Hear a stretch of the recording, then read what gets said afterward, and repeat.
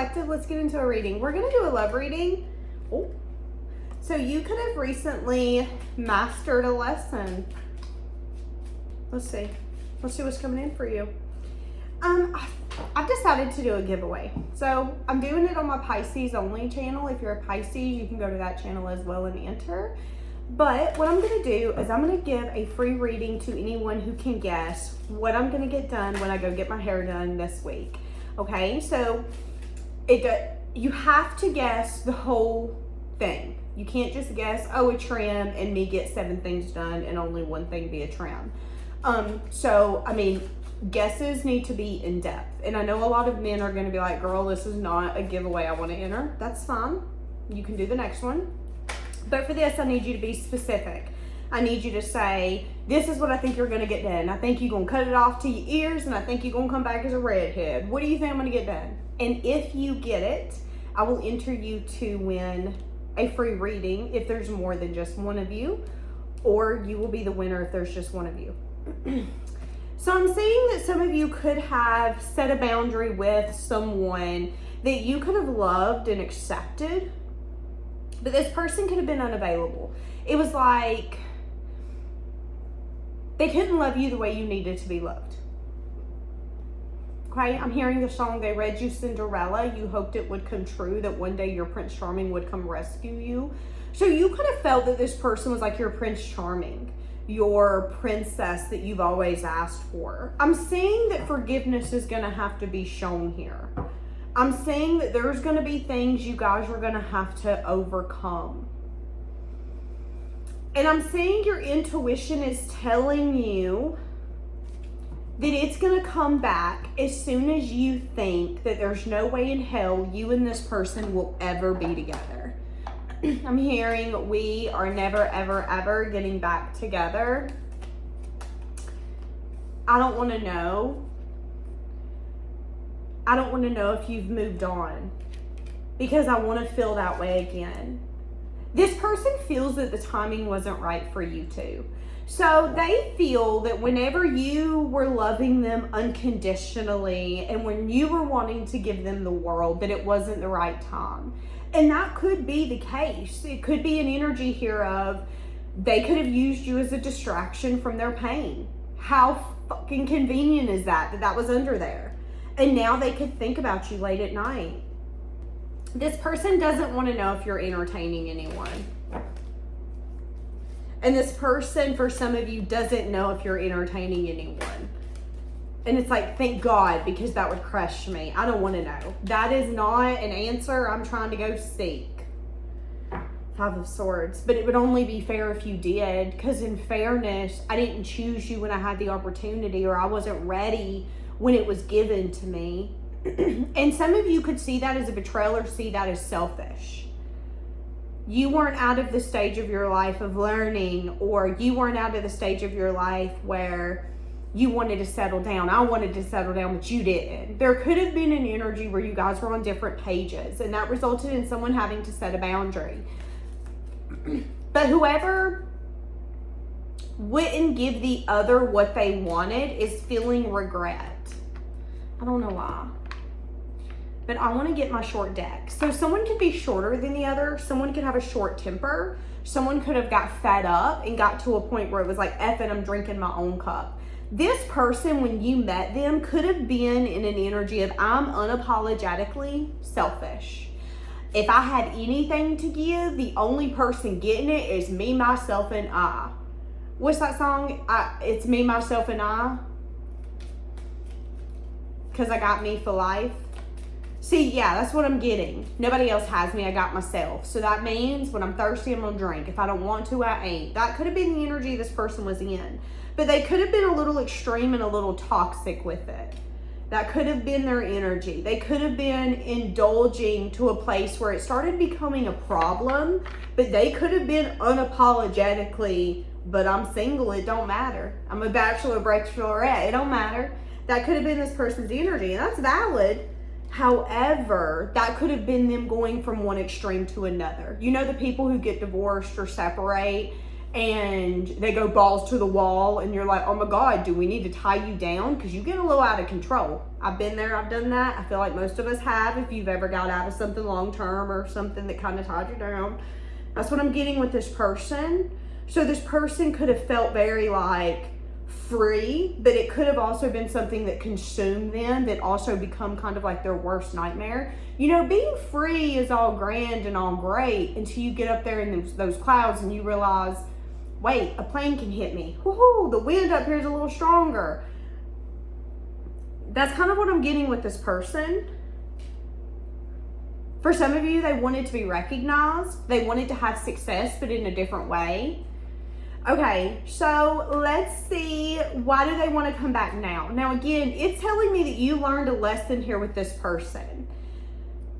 For some of you, it could have been to set a boundary. Now your lesson is going to be forgiveness. Forgiving yourself. Forgiving to this person when maybe it was clear as day that they were a taker, not a giver.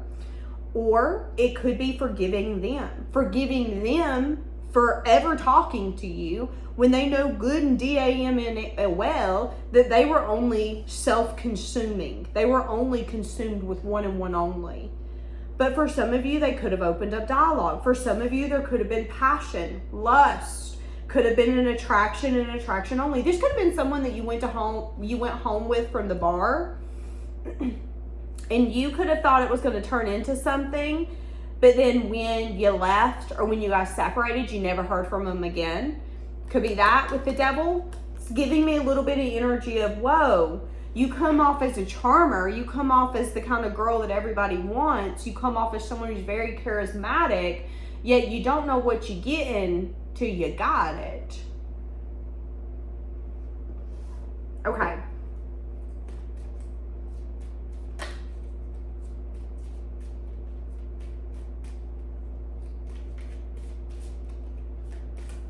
This person could feel like your love is really strong. So strong that they couldn't help but caring for you, catching feelings for you. Okay. So how are they viewing you? How is this person viewing you? How are they viewing you? They view you as someone who completed a cycle. They view you as someone who is maybe in a new stage of their life. They view you as someone who's successful and victorious. They view you as someone that they would love to communicate with. They view you as someone who could be younger than them, or they view you as someone who's building something. They could view you as someone who's had multiple children, two to be exact. You could have gotten 2 new things recently, whether these are actual assets or live things, whether they're animals, children, people. You could have got these things during Earth season and fire season. So since you guys have separated, this person could see that you have either hit new achievements. They're recognizing something. They're seeing something in your life as successful, as victorious. And they see that you've achieved these during either Capricorn, Virgo, Taurus season or Aries, Leo, Sag season. And they could want to talk about it. Hey, I'm really proud of you. I heard that you did this. Hey, congratulations. I heard you got married and you had a baby. Hey, now this person, for a lot of you, this is someone that you're in separation with and they're in separation. Wait. For a lot of you, this is someone you're in separation with, and neither one of you have really moved on, I guess. As far as like building with someone else. So they want to come in and see if maybe you would be open to giving your heart again.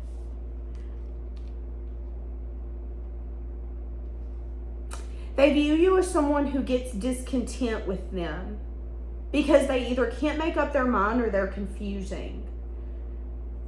But they view you as someone who had hope in them, or they view you as someone that once wished for them. Okay, hold on. How do they view you? Wait. They view you as someone who could be very financially stable. They could view you as someone who's practical, logical, stable. They could view you as someone who's really guarded though. They view you as someone who's really guarded. They could view you as someone who's actually got a partner that's going to be willing to fight for you, that's going to be very guarded. But for a lot of you, though, they view you as the better half of them. So for some of you, their fear is that when they reach out, they're going to get met with a defensive response, whether it's a lover picking up the phone or a lover texting back and being like, yo, this ain't your place no more. Do not reach out again. Some of you, that's what they're scared of.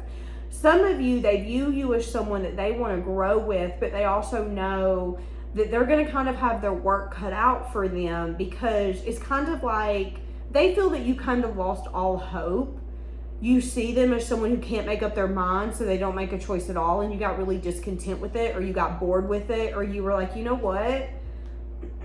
Don't see it as something magical. I don't give a whatever. And you could have decided to turn your back on it. For some of you, you see this person as someone who's missing the point.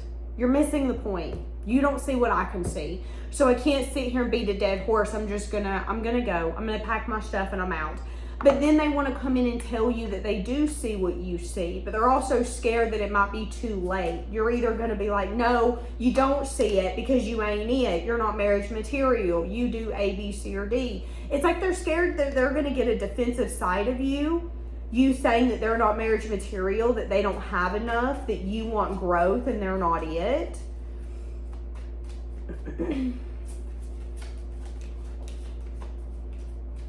For some of you, this person chose a home, a career path over you. And that could have been their unavailability. That could have been their selfishness. Is no, I'm in the season of expanding my career. I'm in the season of being able to do the traveling with my job. I couldn't when I was married. I couldn't when I was raising the children. I couldn't when I had that dog. I couldn't when I was dating so-and-so. But now that I'm not, and I'm in this season of selfishness, I'm going to do exactly what I said I'm going to do. Now, the reason they did that is because they wanted their finances or their stability to grow. And they even approached it in a very logical way. It makes sense to do this. Financially and logically, it makes sense to do this. But I don't see that it worked out in the way that they wanted it to. I'm seeing that they're going to maybe even have to fight longer than what they wanted to get to where they desire to go. And I feel like they're kind of losing momentum on that. So this could be someone who, again, was like, I want to be single. I don't want to date. I don't want to be consumed with you. I don't want to do that. Because I'm not doing that, I'm going to focus on my career and I'm going to focus on fixing up my home. Well, this person could have had a 3-year plan when it comes to fixing up their home. They could still desire to do it, but they could be running out of money. They could be really tired. They could be recognizing that some of the things they thought they were going to get done in 3 years are actually going to take 7 years to conquer. And they're kind of losing momentum. They're getting really tired. And they're saying, you know, this is fulfilling, but it's only so fulfilling. And I'm starting to recognize that I've been using a lot of things as a distraction from my pain. And late at night when they're staying awake in bed, what they're thinking about is how I desire to grow with something, to grow with you. And that's the thing that I was guarded towards. This person sees you as every single suitor. They see you as someone that's very loyal. They could see you as someone who's maybe an animal person, preferably dogs. Someone could have 3 dogs. They see you as someone who's the epitome of growth. They see you as someone who could maybe master finances or who has mastered finances. And I'm only saying that because the Queen and the King of Pentacles is here. They see you as someone who could have maybe a lot of people around you. You could have a lot of friends. You could have maybe a big social network or a group of people that you hang out with. And they could think a lot at night on how they wish that they were a part of that journey or that group, but how they didn't choose that. That could be for some of you.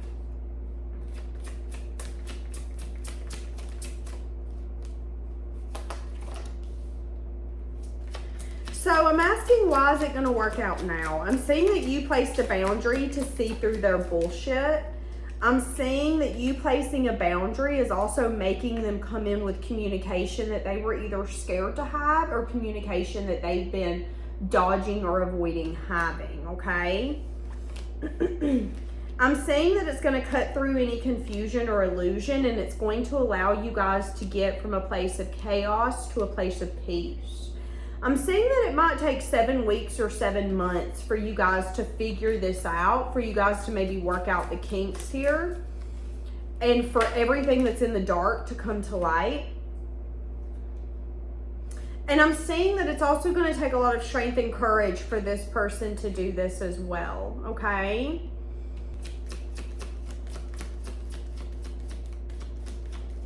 So I'm saying that you had to set a boundary for this person to allow the situation to unfold naturally. There could have been things that were affecting this relationship, and someone here could have had to get to a place where they were keeping an open mind. For a lot of you, the reason this didn't work out the first time around is because you were different than what they expected you to be. They didn't expect the love of their life or their soulmate to be this ethnicity, this religious background. Maybe they expected someone who's a little more submissive. You ain't. Maybe they expected someone who ain't submissive at all, and you are. There could be a way that you show up that they did not expect, and in order for them not to control this and just allow it to come into their life and enjoy it, they had to recognize that maybe what they wanted and what was best for them is different. You might not be their usual type. You might not be what they expect or what they think would be best for them. But it's kind of like it's going to be a pleasant surprise, okay? Now, again, for a lot of you, you had to turn your back on this person for them to recognize that you're the one and that they've done met you, but that they could have been in an error or in a place of their life where they were being very selfish. They could have wanted things their way. They could have wanted to kind of keep things casual, keep things light. This could be someone who's in a relationship. Yeah, with the 7 of Swords, the Chariot, the Page of Wands, and the Devil. This could be someone who's in a relationship but who makes advances at you. And they act like these advancements aren't negative. Have you ever been hit on by someone that's married and you make a comment to them, you make a comment about how, hey, respect the boundary, you're married, you need to take a chill pill, and they'll go, no, it wasn't like that, and they try to gaslight you into making you think that their intentions were not in that way, in that form, in that fashion, because it would make them a disrespectful partner. When in reality, that's exactly what they were doing. They just don't want to be seen as a shitty person. For some of you, that could be something that happened or is happening here with this person. Again, it could be something that happened for some of you where this person showed up and they could have been entertaining other people, or they could have just been in a place where they knew that they did not want a relationship, but they could have sweet talked you or said things in a way, in a manner, in a form, in a fashion that made you think one thing, and they knew you were going to think that. But then if you said something, they could kind of gaslight you. That's what I'm getting. Yeah, but I never told him or her I was going to date them. No, but you did make comments about going and buying cars with them and what your future kids would look like. So what the hell did you think they were going to think? That's the energy I'm getting here. It's kind of like I didn't lie. I didn't manipulate them. No, yeah, kind of though, but you were really strategic in that approach. That's what I'm getting. And I get that this person could be growing a lot, but I also get that you're growing a lot. You're teaching people how to treat you. You're teaching people what you will accept and what you won't, what you'll tolerate and what you won't. And someone here is regretting a behavior, either approaching you with no intention to fully come towards you, or someone here was playing games.